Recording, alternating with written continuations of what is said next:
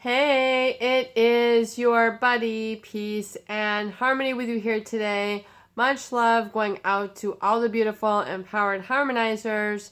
And we're zooming in and focusing in on a great viewer question who has essentially experienced quite a bit of narcissistic emotional abuse at the hands of someone who really was a parent figure, an authoritarian, a discipline, and then created kind of a very uncomfortable emotional climate in the household growing up.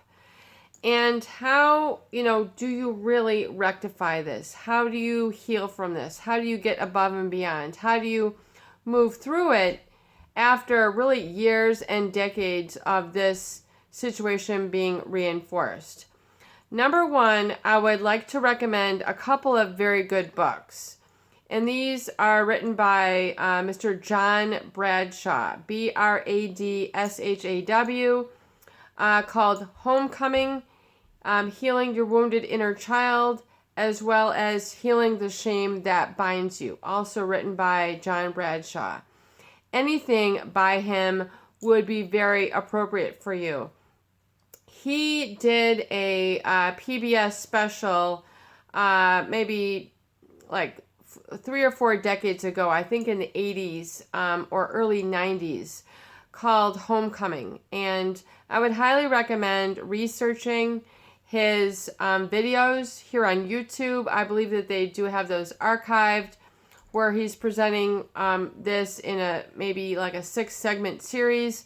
I'd recommend watching him on YouTube and going at that with really fervor. I would savor those books. I would read them time and time again because they're going to help you to understand, namely, one of the most toxic situations that you can experience, and that is the result of shame-based parenting, shame-based narcissistic abuse, where this was a child rearing approach of old, where children,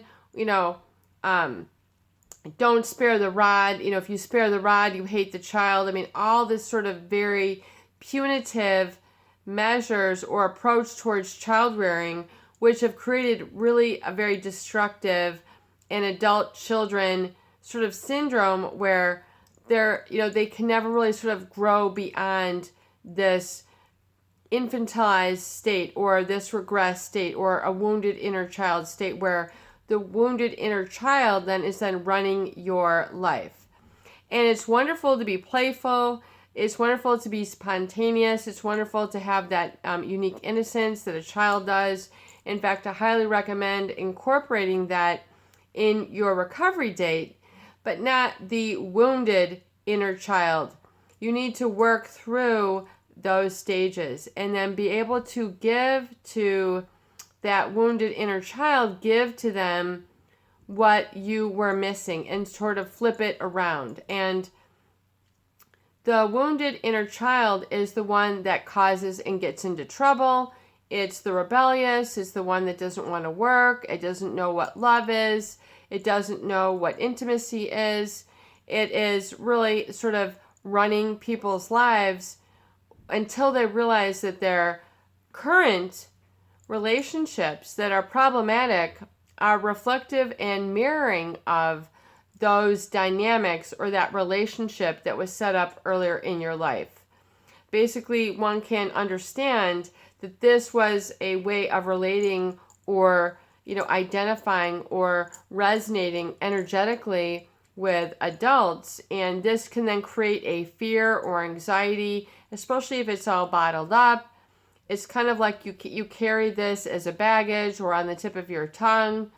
I've met with all sorts of people who have had very hostile or violent or emotionally neglectful the climate that surrounded their home, and that's always on the back of their mind, on the front of their mind, in their mind, center, front and center, right and left. I mean, it is an all the time issue with them, and they, tend to drink and then they cry about it, or they have relationships, and it's just a constant rumination and playing in their mind. And this is needs and can be worked through. And this feeling of being abused and being the victim and being shame-based was a learned state. So you had learned to feel this way based on how you were treated, how you were responded to, how you were raised at the hands of someone perhaps who was incapable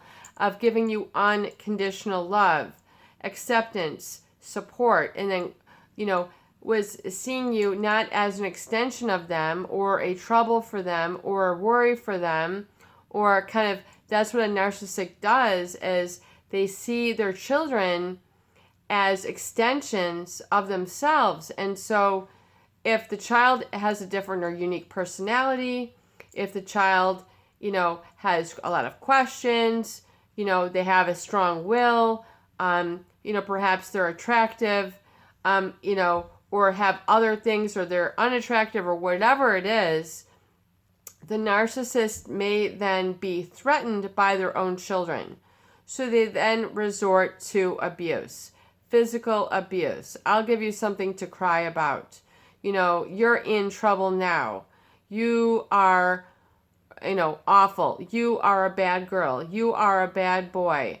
You are going to go and sit in your room. The isolating techniques, the corporal punishment, the using of the belt, the biting of the soap, whatever it is that was traumatic for you, has created sort of this fearscape in your emotional landscape that is always sort of running, at you like hold music. It's just always kind of running in the background. And then that creates an emotional tempo or momentum for which you relate to yourself, you relate to others, especially young, in your life, if you have not worked through this and understand that the narcissist has created these messages for you which were incorrect. They were delivered at the hands of someone who had a pathological ego, a imbalance in that they did not know what they were getting involved in when raising children.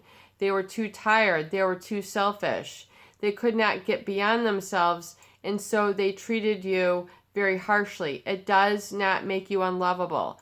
The things that they said are not true. You are not the crazy. You are not the stupid. You are not the fool. You are not, a burden. You are not trouble. This was just a message temporarily that was delivered at the hands of someone who could not handle the task of that job. And to have a job well done, really it is to understand the antithesis of that, and that is patient. Love is patient, love is kind. So if you did not experience that patience, that kindness, that nurturing, that boundary protection, that, you are you and I am me, and our feelings are separate and distinct, and that is okay. And, I don't always have to agree with you. You don't always have to agree with me, but we can at least understand each other. Now, with a narcissist or someone who has lack of empathy, there is no understanding. There is no understanding you, no getting you. It's either, oftentimes it can be at the hands of very black or white. You're good or bad. You don't have a chance to explain yourself. You don't have a chance to learn, other alternate ways. They're not able to help you to manage or guide your feelings of being fearful, or, as a child, you need to learn how to handle your emotions. Of course, children cry, and it's from wah that you get smacked. That is the problem with narcissistic parenting or shame-based parenting, where basically you are taught to be embarrassed. You are taught that you are inherently flawed, that you have then a shame-based perspective, or I am, when looking out into the world. You should be ashamed of yourself. You might have heard those very commands. Now, nowadays, you're not going to get a lot of that parenting because it's become aware, that this is oftentimes illegal, and you'll have the Department of Children and Family Services taking you out of an abusive household. So It is to understand then that this is the cause that's created the effect. And the effect has been learned by you as an adaptation. So you had to adapt to this by becoming fear-based, by becoming shame-based. And this creates a wounded inner child, which will run the show, which will run the life, until you are able to give it what it truly needs, which is patience, which is kindness, which is unconditional love, which means I love you, all the time, no matter what. If you're sick, if you're healthy, good grades, bad grades, you are loved, you are wanted, you are accepted, you are desired, you are magnificent, you are one, you are autonomous. And I'm going to teach you and give you what it takes to be autonomous, so you don't have to be fearful that you will not be able to make it on your own in this world. So oftentimes that's the fear that is set up by narcissistic parenting or narcissistic abuse, even in even in a spousal married relationship.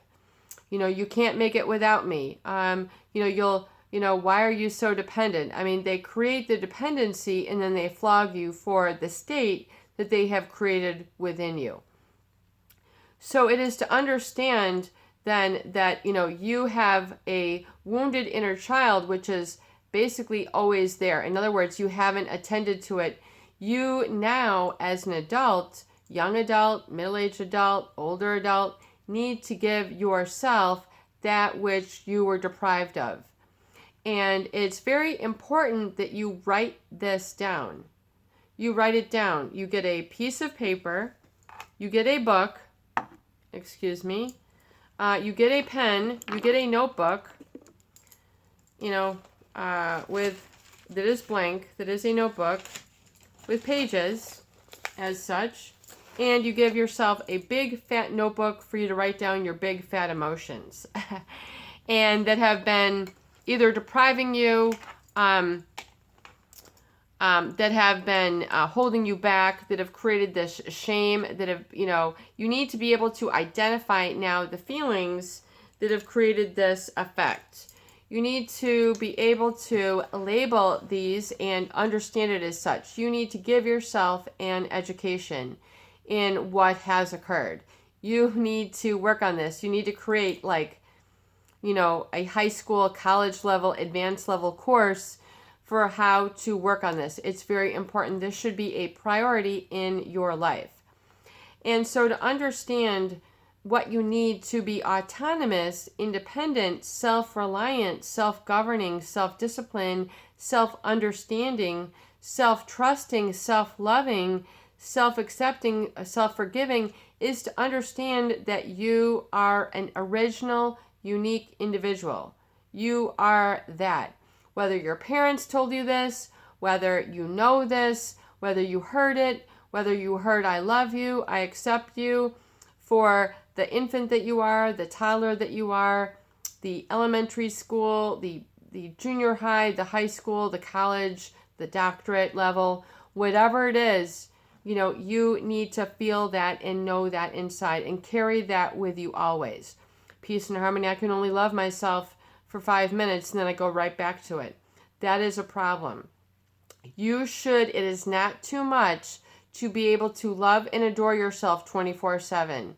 It is not too much to adore and love yourself 24/7, 365 a year.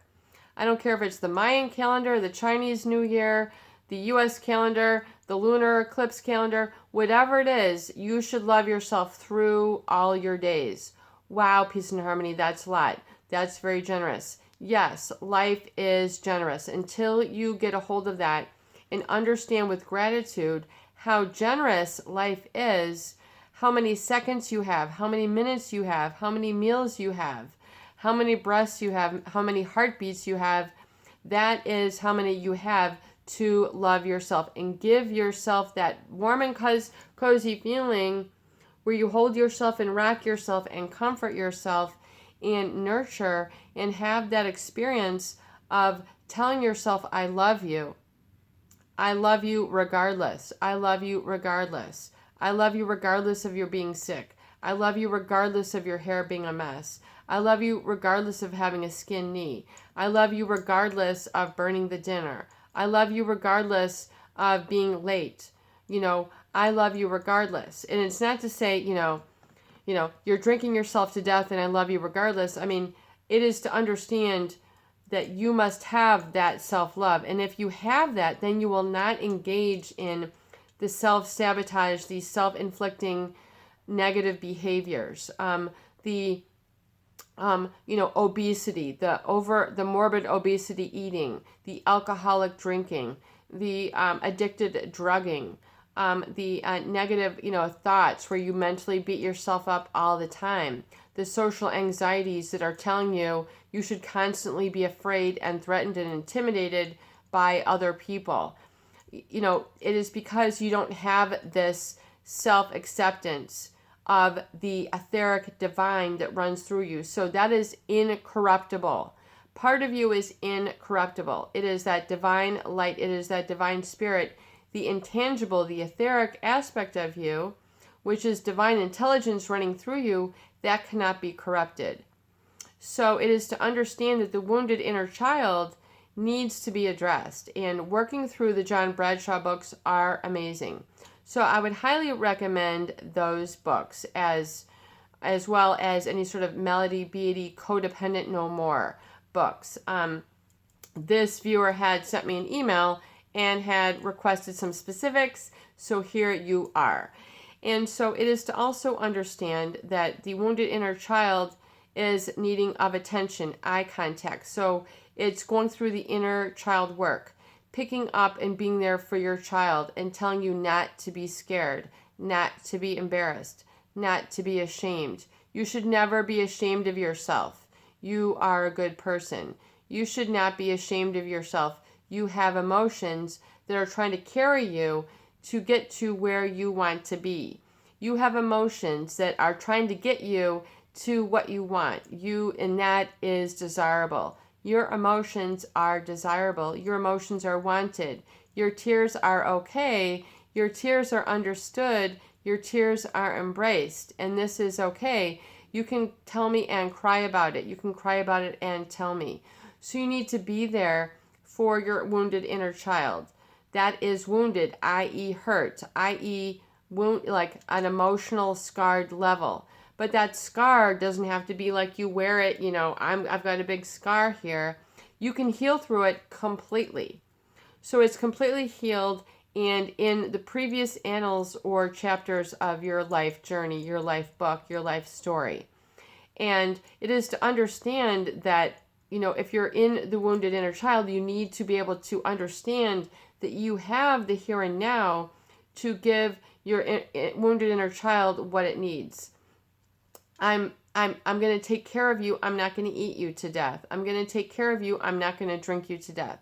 I'm going to take care of you. I'm not going to engage in self-mutilating, excessive tattooing, excessive shrapnel in the face sort of stuff where you're, just trying to create your idea of the rebel. I don't want to be that. I don't want to be that anymore. I don't want to be an alcoholic. I don't want to be a drug addict. I don't want to be abused. I don't want to feel self-neglect anymore. I don't want to feel self-sabotage anymore. I don't want to feel social anxiety anymore. I am putting an end to it. I have arrived on the scene and I am your caregiver. So it is to say then that I am here for you and I will always be here for you. I'm here to rock and cradle you. I'm here to listen to you. I'm here to give you good food. I'm here to give you good attention. I'm here to listen. I'm here to listen without judgment. I'm here to listen without criticism. You are beautiful in my eyes. And you are, you now, you were, and you always will be. And so it's to give yourself, your inner child, that coddling. It is to take that understanding that you need to replay those horrific memories in your mind in a state of peace now, and to say, I see where that was the result of chaos that was engineered in the family at that time. That is what was going on. There was an alcoholic running a show. There was an emotional abuser, someone who is violent running the show. That created this climate. I have got you safe now from the storm. You are in my arms. I'm holding you. You are safe. I am protecting you. And it is to now give yourself that feeling of being safe and protected. And oftentimes that is a new experiential state that a lot of people have not been able to allow themselves to just be. Oftentimes people who have the perfectionist trap, the perfectionist bug, the productivity bug, I must always be working. My self-worth is based on my job title. My self-worth is based on my income level. My self-worth is based on whether I'm a male or a female. My self-worth is based on being the right race. My self-worth is based on my Gucci shoes.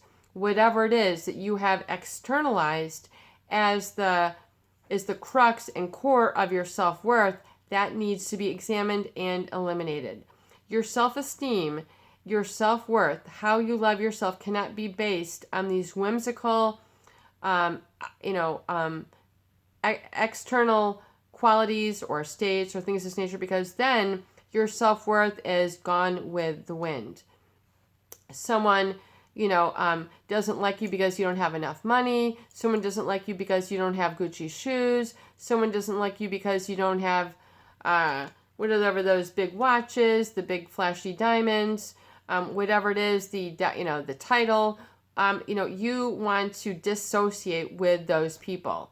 And you want to be able to work through this inner wounded child work. You want to do the work, which means understanding, reading the books, watching the videos, doing the written exercises, realizing how this is the cause that's created the effect in your life.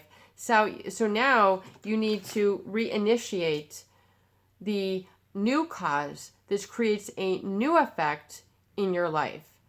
And so that new cause is to be a contradictory to the conditions that were set up. It is to eliminate those and then to recondition, reprogram, reparent, relove yourself in the way that you need it. And then identifying what those are. So I want to give you a very good exercise here quickly, and we're going to go through more. It is to understand the feelings that you feel in one word and to develop a list that goes with this, and it's to get out your pen and paper. And I want you to list 1 through 20. And I want you to list when you are depressed, when you are under the weather, when you are not feeling it, when you're not feeling happy, you're not feeling inspired, you're feeling in the funk, in the junk, down, whatever it is, how you describe yourself. I want you to identify how this makes you feel. So we're going to, what does, for example, I feel down, okay? What does down mean to you? It means nonverbal, like I don't want to talk. It means I feel threatened, like I'm fearful that someone is, going to hurt me, or I won't be able to survive. My survival mode is kicked into place. And I feel this all over. For example, I feel completely down. This is an all over thing. I feel not wonderful. I feel in pain. Discouraged. Not having courage. Stupid. So one word to describe it. So this is ultra simple, because to heal, we need to keep it simple, and we need to understand that was the cause that has created this effect, okay? And so you might feel unintelligent. You might feel ridiculous. You might have been told these messages. You feel like a dunce.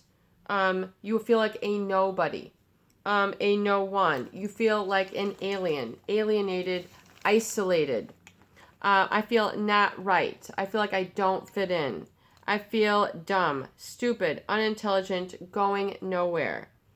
So I want you to do this right now. If you need to stop the video, you can do it. But I want you to identify when you're feeling in that down, disempowered state, where the wounded inner child or the wounded teenager or the wounded young adult is now running your life, how that makes you feel. and then write that out in a nice big thick notebook. Now I want you to go back right next to the word where you feel you were in the negative, and I want you to write the exact opposite.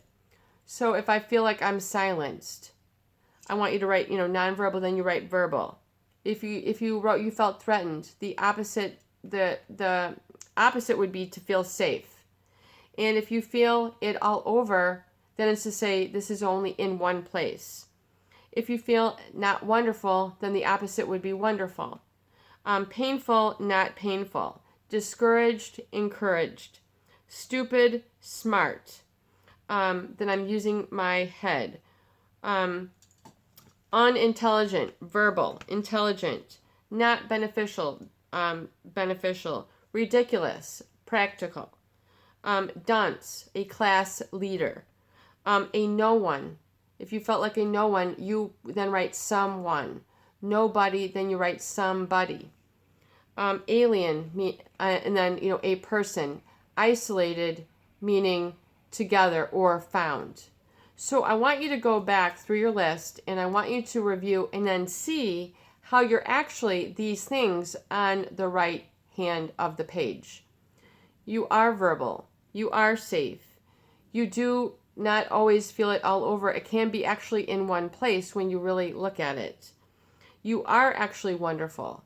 You are actually a giving, loving, caring individual. You just could not express it in that setting. And you actually are encouraged because there are so many opportunities for you in your life that you can open up to once you work through these stages and these layers. You actually are smart because you're actually seeing through the fog. You're actually getting educated on this type of relationship and how damaging and destructive it is. You are now learning to put labels to your feelings so you can articulate, identify, and then stand up for yourself. Namely, identifying what it is and then separating yourself from the cause that's created this effect. So I want you to do this and really reflect on this. And then even if you're feeling a very sort of humble stance, this is very good. To feel very humble, to feel calm, at peace, like you exist. This healing doesn't mean you have to be super excited, bouncing off the walls. It can be a very calm, serene, and harmonious, beautiful, and more comfortable place to live, and then energizing, especially when you incorporate